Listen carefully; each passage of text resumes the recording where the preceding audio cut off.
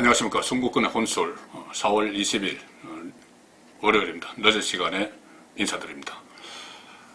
선거가 끝난 지 5일째 됐죠. 5일째 됐는데 여당이 압승, 야당이 참패로 끝난 이 선거 이후에 상당히 민망한, 듣기에 거북한, 또 참담한 그런 말들이 범여권 쪽에서 계속 흘러나오고 있습니다. 어제 제가 최강욱 당선자 말씀드렸죠.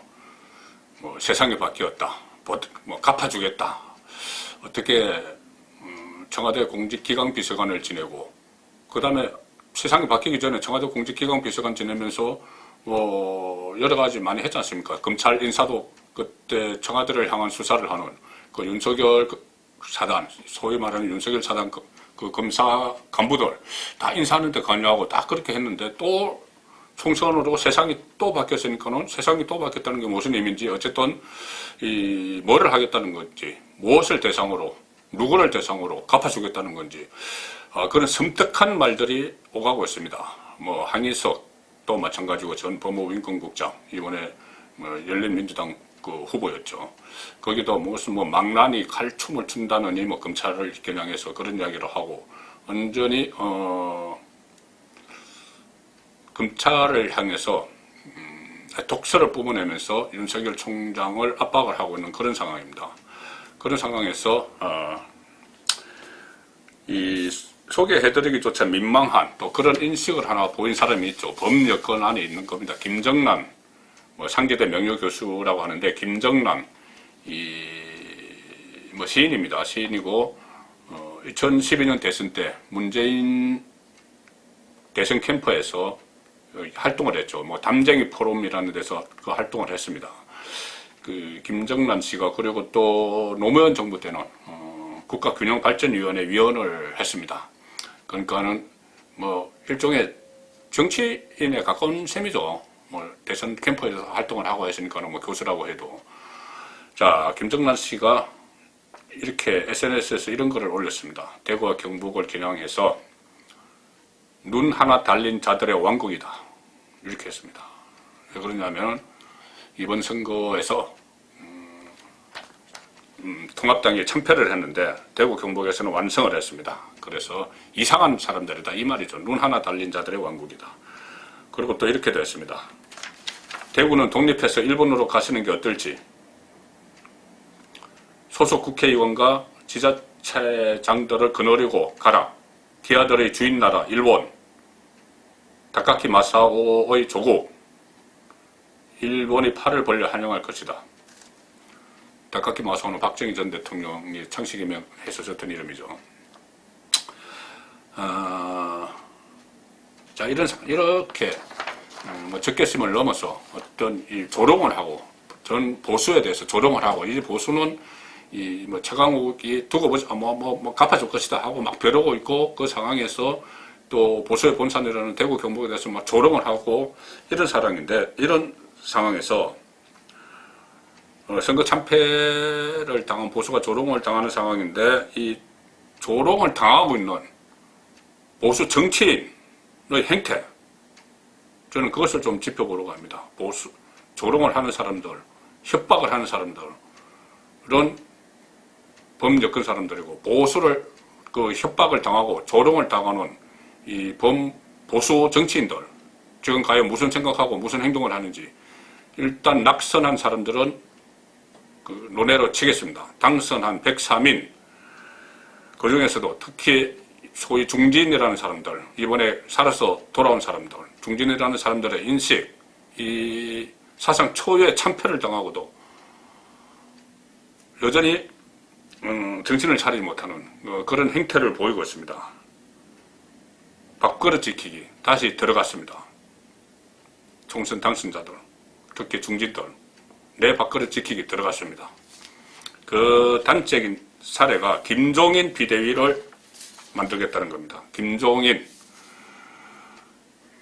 전 총괄선대위원장을 다시 모셔서 비대위원장으로 모시겠다는 소리가 여기저기서 나옵니다.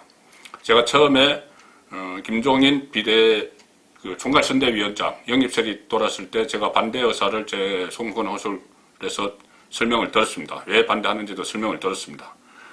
바로 적장, 바로 직전 선거 2016년 선거에서 민주당 선대위원장이었죠. 비례대표 대표였습니다. 비상대책위 대표였습니다. 그래서 선거를 총괄해서 어쨌든 한석을 이김으로 해서 그때부터 보수 분열이 시작이 됐었죠. 그 직전 선거에 적장을 데리고 와서 이번 선거를 막혔습니다. 뭐 김종인이 아니면은 이게 더 나았을지 더 못했을지 모르겠지만 어쨌든 결과는 103표로 사상 초유의 참패를 당했습니다. 총괄선대위원장이었습니다. 자, 김종인 전 위원장은 영입 과정에서부터 이 논란을 일으켰죠. 뭐 공천에 대해서 김용호 공천에 대해서 뭐 지적을 하고, 물론 들어오기 전에 뭐 지적은 할 수 있지만은 그것이 어떤 조건 비슷하게 내걸었습니다. 선대위원장을 맡는 조건. 그리고 태용호 전 공사를 또 공격을 했죠. 그 공천에 강남에 공천한 것을 막 공격을 했습니다. 그러고 어쨌든 그렇게 하고 있는데 한교안 대표가 찾아가서, 당시 대표가 찾아가서 집까지 찾아가서 삼고 초려하니까는 마지못해서 수락하는 모양을 갖추면서 나에게 정권을 달라, 그렇게까지 했습니다. 자, 그런데 정권 달라 이 말은 김종인 위원장이 이런 모습을 갖춰서 찾아오게 만드는 거는 항상 그랬던 것 같습니다. 그 전에 뭐 2016년에도 민주당에서 당시 문재인 대표가 영입을 하려고 하니까는 뭐 정권을 주면 처음에는 안 한다, 내가 그런데 안 간다 했다가 또 나중에 정권을 주면 간다 뭐 이렇게 하다가 나중에 문재인 대표가 집으로 찾아가니까는 그때 또 마지못해 수락하는 것처럼 들어갔죠. 이번에도 한교안 대표가 접촉했을 때도 똑같은 패턴을 밟았습니다. 지금도 그러고 있습니다. 그리고 선거에 참패했습니다. 어쨌든 이번에 총괄선대위원장으로 맡아서 선거에 참패를 했는데, 참패한 다음날 기자회견에서 이렇게 이야기했습니다. 자세도 갖추지 못한 정당을 지지해달라고 해서 송구하다. 유권자들에게 그렇게 이야기했습니다. 자세도 갖추지 못한 정당. 자세도 갖추지 못한 정당을 왜 맡았습니까? 자세를 갖추지 못하는 걸 맡아서 선거에 참패를 했는데, 그래서 내가 이 자세도 갖추지 못한 정당 지지해달라고 그러는데 송구하다. 본인은 싹 빠져나가는 겁니다. 그리고 지금도 똑같은 행태입니다. 비대위원장을 맡아달라고 하니까 또 이렇게 짐짓 이렇게 빠지는 척하고 있습니다. 솔직히 이야기해서 통합당에 관심이 없다. 언론을 통해서 이렇게 이야기했습니다. 통합당에 관심이 없다. 현 상황에서 자기네들이, 비대위 문제는 자기네들이 알아서 결정할 문제지 나를 놓고 이래라 하지 마라, 이렇게 이야기하고, 지도부 몇몇이 일방적으로 나를 비대위원장으로 결정한다고 하는 것은 유감이다.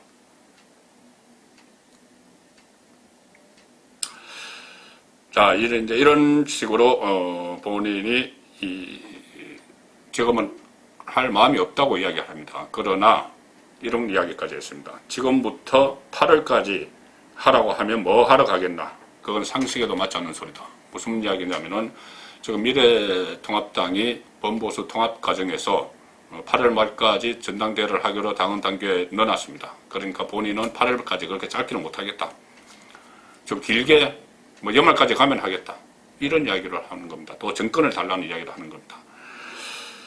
자, 그렇게 총선 패배에서 책임에서 자유롭지 않은 인물을 이렇게까지 또 당을 조롱을 하는데, 이 안에서 아닙니까? 어쨌든 지금 총괄선대위원장을 맡았던 사람도 이 당을 조롱을 하고 있습니다. 자세도 갖추지 못한 정당, 통합당에 관심이 없다, 이렇게 하는데 그 사람을, 그 인물을 모셔오려고 구제하는 사람들이 있습니다.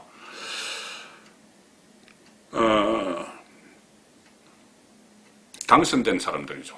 당선된 사람들, 일부는 반대를 하지만은 지금 많은 사람들이 마치 김종인이 없으면은 안 되는 것처럼 이야기하고 있습니다. 지금 안 될 게 뭐가 있습니까? 그러면서 계속 찾아가고 이렇게 하면서 또 영입하는 모양새를 갖춰주려고 정권을 들이겠다 또 그러고 있겠죠. 외부에서 만약에 이런 것 때문에 그런 것 같습니다. 외부에서 지금 어떤 사람, 아주 강력한 사람을 와서 이 비대위를 맡기든가 하면은 아마 이 상당히 큰 폭의 이 변화를 주려고 하겠죠. 그 당 안에 변화를 주려고 할 겁니다. 범보수 세력에. 사람도 새로 외부에서 막 물색해오고, 물론 선거는 아직 많이 남았지만은 여러 가지 변화를 시도하고, 또 국회의원 당선된 중진들에게도 어떻게 보면 이선 후퇴를 요구할 수가 있습니다. 그냥 이번에는 이 당 지도부도, 전당대회 할 때 지도부도 좀 젊은 소장파들에게 기회를 주자. 초선 재선들도 좀 나와서 기회를 주자. 지금까지 인물이 바뀐 게 없으니 계속 이런 사연패, 선거 사연패를 하는 거 아니냐. 당신들 전부 다 사실 탄핵에서 자유로운 사람이 어디 있느냐. 이런 식으로 하면 중진들의 위치가, 입지가 확 좋아지겠죠. 그래서 지금 나는 당대표에 나가느니, 나는 최고위원회 나가느니, 나는 원내대표에 나가느니 이러고 있는데 그걸 못할 수가 있습니다. 뒤로 이선 후퇴론이 쫙 나들면서 내후년 대선까지는 소장파 중심으로 가자. 이런 분위기가 일 수가 있습니다. 정풍운동이죠. 그러니까 그것을 막기 위해서 가장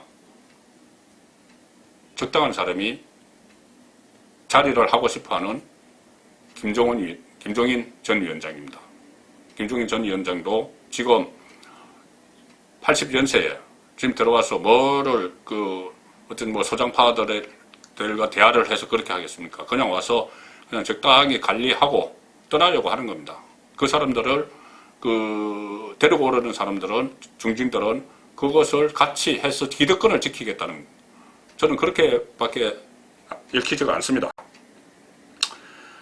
어떤 변화도 일으킬 수가 없는 상황을 만들어서 이 선거 결과 당선된 사람들은 기득권을 계속 지키겠다. 그 의도입니다. 저는 그렇게 봅니다. 제가 선거 전에 저에게 이 정치적인 어드바이스를 자주 해주는 그 원로 한 분이 계십니다. 정치권에도 있었고 법조인인데 그분이 이런 이야기를 했습니다. 이번 선거에서 이기면 참 좋지만 지면 아예 폭망하는 게 낫다.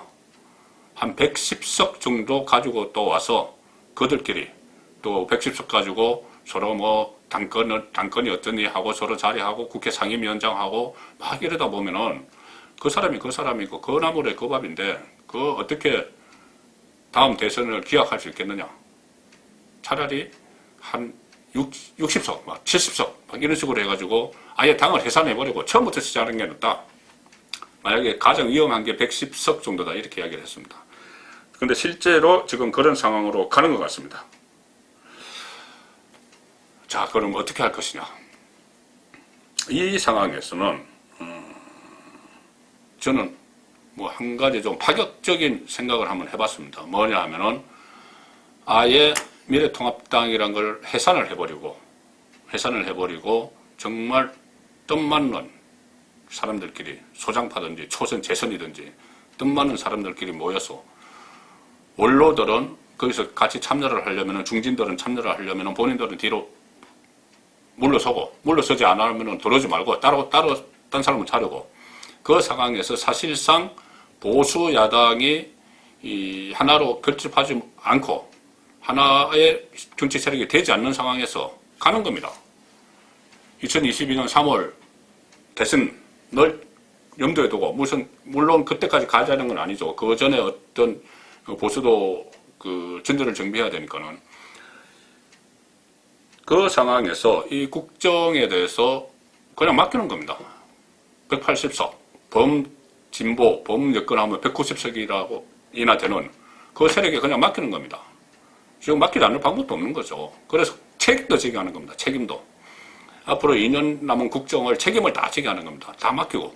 그냥 야당, 지금 이런 식으로 기득권을 또 찾으러 가는 이런 야당, 그냥 없어도 됩니다. 그냥 가서 2년 동안 어떻게 하는지 다 맡기는 겁니다. 경제 문제도 맡기고, 남북 문제도 맡기고, 다 맡겨서 2년 후에 대통령 선거에서 승부를 걸면 됩니다. 심판을 하는 거죠. 2년 동안 정말 우리나라가 잘 되고, 국은이 번성하고, 국민들이 잘 살고, 국민들 간에 편가르기 안 하고, 영남에 대해서 대구에 대해서 일본 가라, 이런 이야기 안 하고, 갚아주겠다, 이런 이야기 안 하고, 그런 나라를 만들면은, 그러면 또 지금 집권 세력이 하면 되죠. 계속 하면 되죠. 그런데 그렇지 않을 경우에 대비해서 일단 보수 야당 정치인들이 일단은 지금 있는 것을 집을 다 허물고 따로따로 뜻 많은 사람들끼리 모여서 도모를 하면서 또 이렇게 새로운 인물들도 좀 만나고 좀 들어오게 하고 새로운 구상도 좀 하고 새로운 모습도 보이고 완전히 이 어떤 투쟁만 하는 그런 모습이 아니고 정말 대안을 내놓을 수 있는 신선한 그런 정치를 할 수 있는 그런 인물들이 좀 나서고 지금 초재선 중에서도 몇몇 그런 유망한 사람들이 있습니다. 지금 뭐 중진, 4선, 5선, 3선보다 훨씬 능력도 있고 어떤 비전이 있는 사람들이 있습니다. 그런 사람들이 좀 두각을 나타내고 그런 과정을 한 1년 반 정도 이렇게 거쳐도 그리고 나머지 1년 반 동안에 그 국정을 보고 1년 반 후에 한 6개월, 대선 6개월 남겨놓고 다시 합치든지 중진들은 뒤로 빠져서 그 스포터를 해주는 그런 역할을 하는 식으로 다시 합치든지 그게 안 되면은 할 수 없는 거죠. 그래서 어쨌든 그런 시도라도 지금은 해야 할 때가 아닌가. 지금 김종인 비대위를 만들어서 또 그들만 103명 뭐 다 그런 건 아니지만 103명의 국회의원을 가지고 그 중진들이 또 어떤 그 국회 상임위원장이나 맡고 원내대표 맡고 뭐 최고위원 지도부 맡고 이렇게 그냥 넘어가서는 2년 후 대선도 어렵습니다. 그래서 지금 이런 식으로 어떤 총선 참패에 의해 조롱을 당하고 수모를 당하는 이런 상황에서 좀 뭔가 새로운 변화 정도가 아닙니다. 그 제로에서 뭘 시작을 해야 되는 그런 상황이 아닌가 싶습니다. 제 어느 지인이 그런 말을 했습니다. 이번 총선 패배는 뭐 여러 가지 이유를 댈 수가 있지만 딱 하나는 가장 근본적인 것은 3년 전에 탄핵당할 때 그때 민심이 어땠는지 그리고 그 민심이 그 이후에도 계속 대선 지방선거까지 계속 보수에 동을 돌렸는데 그것을 과연 지금 생각하고 있느냐. 3년 전의 상황을. 3년 전 상황 벌써 다 잊어먹고 그냥 사이 보수. 저도 그런 말을 했지만은 어떤 보수가 막연히 본인들을 보수 유권자들이 지지해 줄 것이다. 그런 지금 심정으로 선거한 거 아니냐. 그러니까 진 거다. 그것을 바꿀 수 있는 것은 유일한 방법은 사람을 바꾸는 것이다. 저는 그 말에 동의합니다.